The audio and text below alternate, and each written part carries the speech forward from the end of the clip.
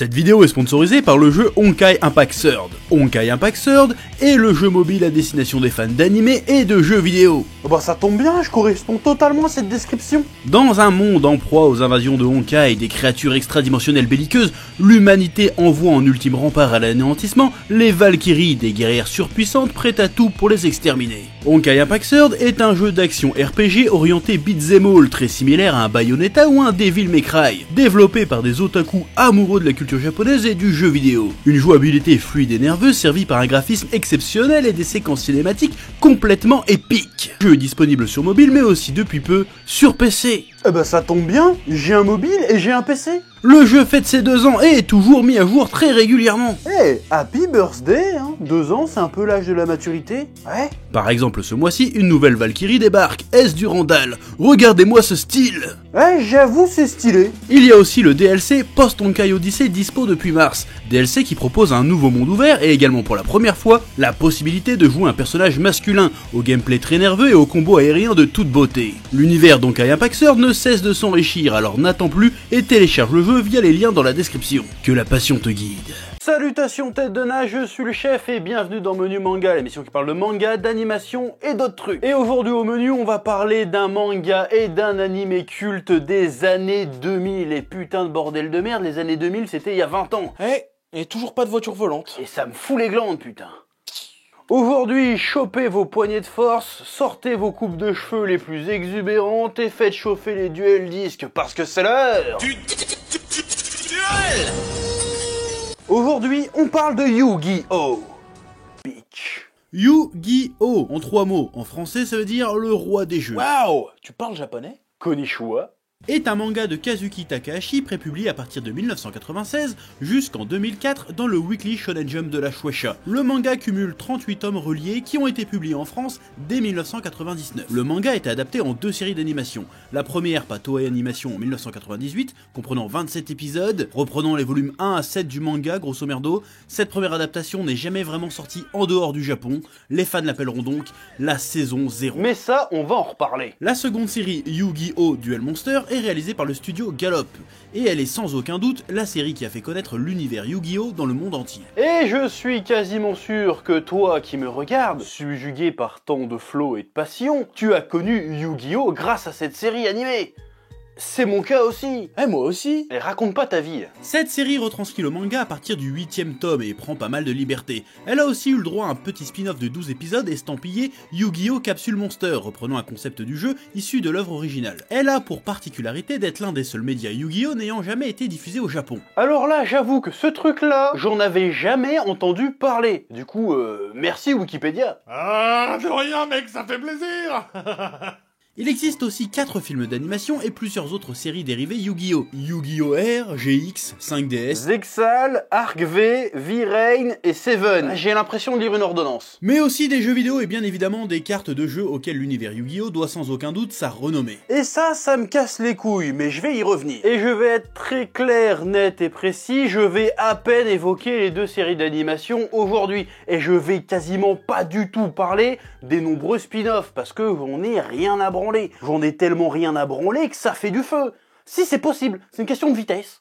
C'est tout. Yugi Muto est un lycéen plutôt candide, frêle et surtout isolé de tous. Passionné par les jeux, il vient tous les jours en classe avec de quoi se divertir entre 2 cours. Mais jamais un camarade ne vient se joindre à lui, si ce n'est son ami d'enfance, Anzu Masaki. Après avoir complété l'énigme du puzzle millénaire, un jeu égyptien datant de plusieurs milliers d'années, Yugi se fait enfin des amis, ce qui était son plus grand rêve. Mais plus important encore, le jeune homme possède maintenant un alter ego à l'intérieur de lui-même, une seconde personnalité faisant irruption lorsque l'injustice règne. Grâce à lui, Yugi va détrôner ses opposants au travers de parties de jeu où le perdant se verra infliger une sévère sanction. Il appelle ça le jeu des ténèbres.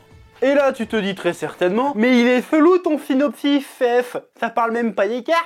Et oui, jeune mongolien, parce qu'il faut le savoir, à la base de la base, Yu-Gi-Oh! Ne se concentrait absolument pas sur Magic and Wizard. L'histoire ne tournait pas autour des duels de cartes. L'histoire parlait de plein de jeux différents. Magic and Wizard, c'était que le 2e arc du manga dans lequel c'était la première confrontation avec Kaiba. Ouais. À la base, dans les 7-8 premiers tomes, on explore le concept du jeu des ténèbres, c'est-à-dire des mecs s'affrontent à coups de plein de jeux différents et le perdant perd son âme. Ça correspond à la saison 0 en animé. À la base de la base, Magic and Wizard, c'était un jeu parmi d'autres dans les aventures de Yugi. Bah ça alors, ça m'en bouche un coin.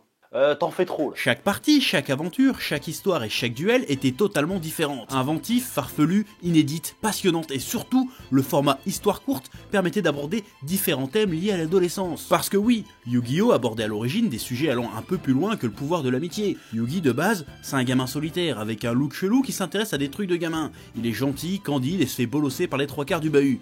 Jono-Uchi et Honda en tête. Mais grâce à sa ténacité, sa gentillesse et sa passion pour les jeux, il va réussir à dépasser sa condition d'éternelle victime et se faire de véritables amis. Amis qui étaient plutôt ses bourreaux. Ça me rappelle des souvenirs, ouais. Ah, c'était pas facile. Ah, c'est sûr, ils se laissaient pas tous faire, hein. Mais j'adorais les entendre couiner. Arrêtez, lâchez-moi. Pitié, pas le slip. Ah, mais on va aller en enfer. Hein. Ouais, au moins on verra de la famille.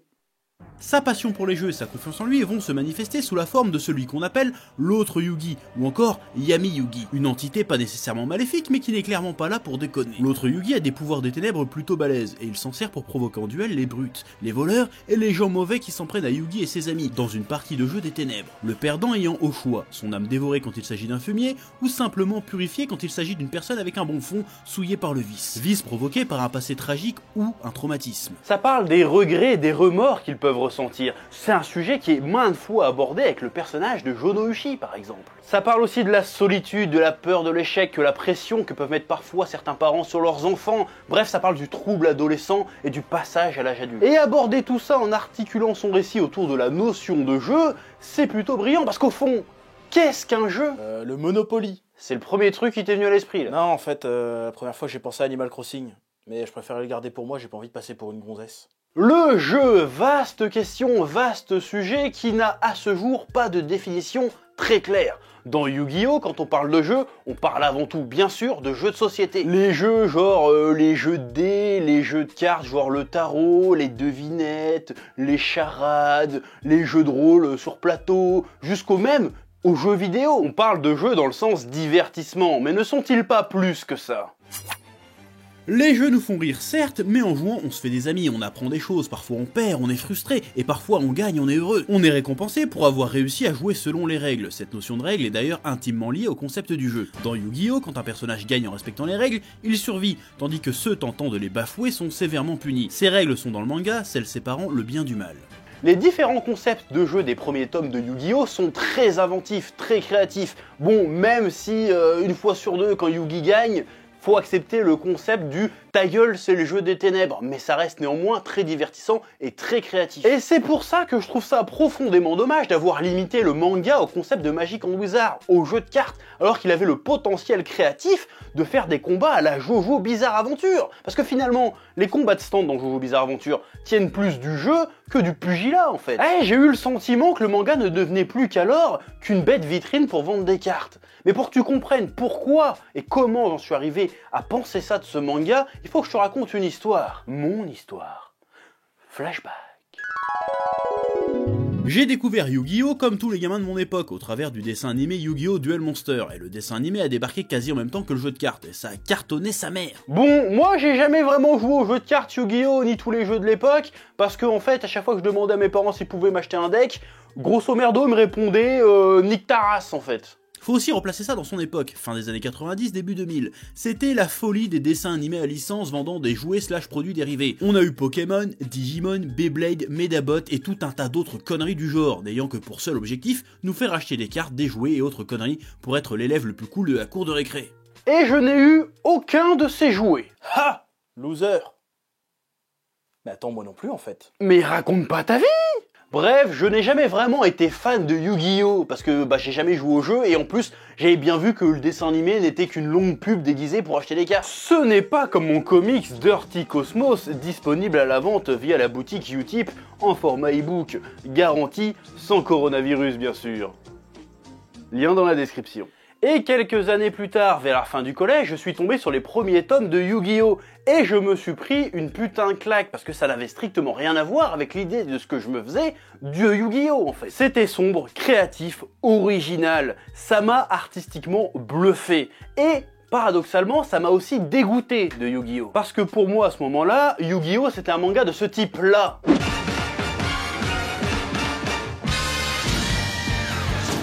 Et on en avait fait un manga de ce type-là. Je m'étais donc mis à mépriser Kazuki Takahashi pour avoir transformé une œuvre créative, intéressante, un manga riche, stylé, en une simple pancarte publicitaire pour vendre des cartes. Et en faisant quelques recherches pour cette vidéo, il semblerait que je n'étais pas si loin de la vérité.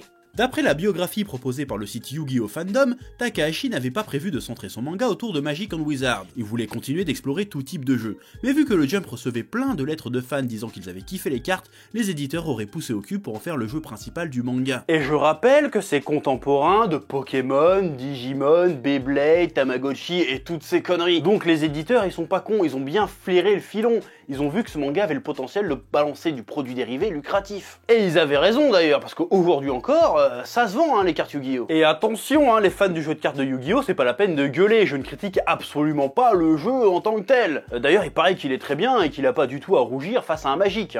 Bon, c'est ce qui paraît, j'ai jamais essayé. Mais il paraît que c'est bien et je m'en fous du jeu en fait. Mais enfin bref, à l'époque, tout ça, j'en savais rien, je l'avais juste pressenti. Donc je m'étais mis même à mépriser les premiers tomes en ayant cette information, si tu vois ce que je veux dire. En effet, je me suis dit, si ça se trouve, depuis le début, le but du manga c'était de vendre du produit dérivé. Et ce qui m'était apparu comme un truc super imaginatif, m'est apparu comme les prototypes ratés de Takahashi, de proposer le prochain jeu à la mode dans les cours de récré. Il a essayé les capsules, les jeux de rôle, les jouets boxeurs, les Tamagotchi, plein de trucs avant de se focaliser sur les cartes. Et j'ai eu ce sentiment de mépris à l'égard de Yu-Gi-Oh! Toutes ces années, jusqu'à récemment. Il y a quelques semaines, j'ai entrepris de relire l'intégralité du manga avec, pour ambition, une fois ma lecture terminée, de lui chier dessus allègrement pour toutes les raisons que je viens de t'évoquer. Ah, et j'avais préparé les poignées de pruneaux pour être sûr de bien salir toutes les pages des 38 tomes.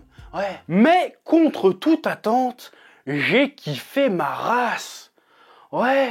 Et même la partie avec les cartes, soit 90% du manga en fait. Je me suis rendu compte que moi, le chef, l'oracle de la passion, j'avais vécu toutes ces années avec un truc mauvais au fond de moi.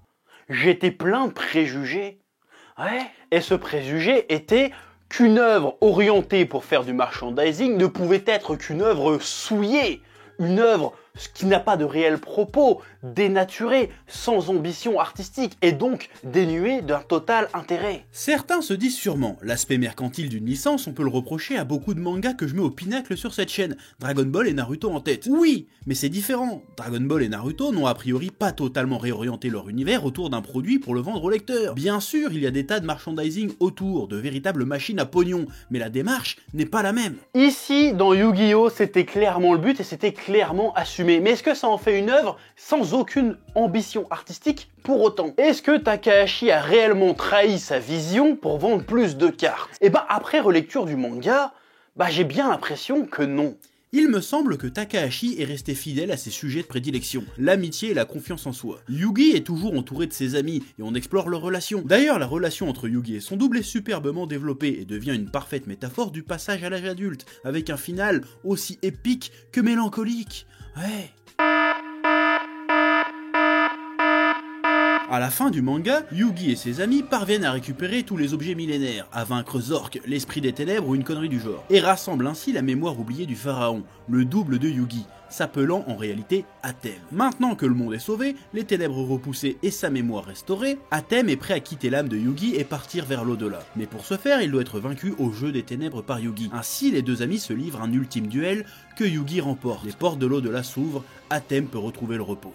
Pourquoi cette fin est brillante? Si l'on considère que l'un des thèmes majeurs de Yu-Gi-Oh! Est le passage à l'âge adulte, le double de Yugi, Atem, n'est ni plus ni moins qu'un joueur d'amis imaginaire. Il est une version de Yugi plus mature, plus sûr de lui, avec une part d'ombre qui apparaît quand celui-ci ou ses amis sont en danger. À la fin du manga, Yugi est devenu plus mature, Yugi est devenu plus sûr de lui, Yugi est capable de se défendre lui et ses amis, à tel point qu'il est capable de surpasser Atem. Atem peut repartir car il n'a plus besoin de lui.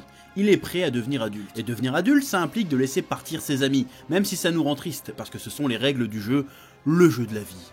Et ça, c'est beau. Fin du spoil. On reproche souvent à ce manga et même à l'anime plus largement sa niaiserie, parce qu'il fonctionne pas mal à coup du pouvoir de l'amitié, la pureté des sentiments et genre de conneries. Et c'est pas faux, mais sur bien des aspects du manga et notamment la fin, ça montre qu'il est aussi capable de faire preuve d'une certaine maturité. Ok, au début on affronte que les brutes du lycée qui harcèlent les plus faibles, mais c'est quoi un vilain si ce n'est qu'une brute du lycée avec plus de pouvoir? Les méchants de la seconde partie de Yu-Gi-Oh sont plutôt intéressants. Ils ne sont pas méchants parce que le mal c'est mieux, mais parce qu'ils ont vécu des traumatismes obscurcissant leurs âmes. Bon, dit comme ça sonne encore un peu niais, mais le manga joue assez habilement avec la notion de doublement de la personnalité. Ainsi, quand les méchants se transforment en méchants, c'est la représentation de leur peur, leur tristesse, leur solitude qui se manifeste. Les histoires de Malik et de Zork sont de bons exemples. Et c'est plutôt bien fait. Et bon, faut bien l'avouer, les duels de cartes, c'est quand même vachement stylé. Bon ok, souvent les stratégies de Yu-Gi n'ont de sens que si l'on considère que les cartes ont réellement une âme et que le pouvoir de l'amitié invoque le scénario pour que ça marche, mais c'est vachement divertissant et prenant. Et le design des cartes est plutôt stylé. Je pense même que Takahashi a profité de son manga pour critiquer un petit peu en tsum tsum cet aspect mercantile qu'on lui a imposé. Ouais, parce que j'ai l'impression que dans plusieurs arcs du manga, il oppose les joueurs qui jouent par passion et les joueurs qui jouent pour le profit. Par exemple, le grand-père de Yugi tient une petite boutique indépendante où il vend des petits jeux de société. Et ils affrontent qui? Une grosse industrie qui veut faire des jeux pour le pouvoir, pour le profit, pour le pognon.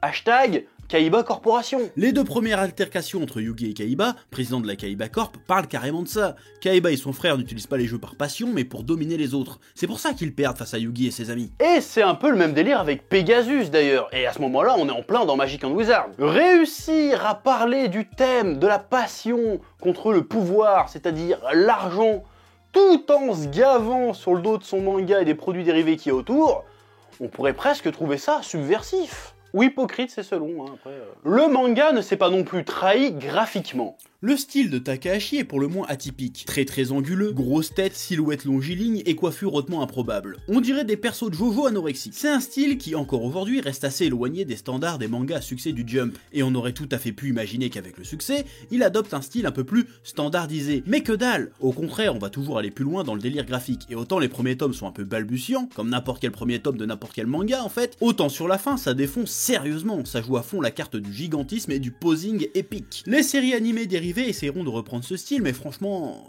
ça pue la merde. Ce pouvoir ancestral ne t'appartiendra jamais, Marek. Dis-lui, mon ami, il n'est pas question de le laisser s'approprier ton pouvoir.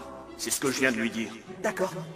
Bref, Yu-Gi-Oh n'a jamais vraiment fait partie de mon enfance, et malgré sa réputation de manga pour gamins, ce n'est qu'une fois adulte que j'ai eu la maturité nécessaire pour en comprendre l'essence. Yu-Gi-Oh m'a montré que j'avais tort, que c'est totalement possible de faire un manga qui te vend des jouets tout en conservant une âme.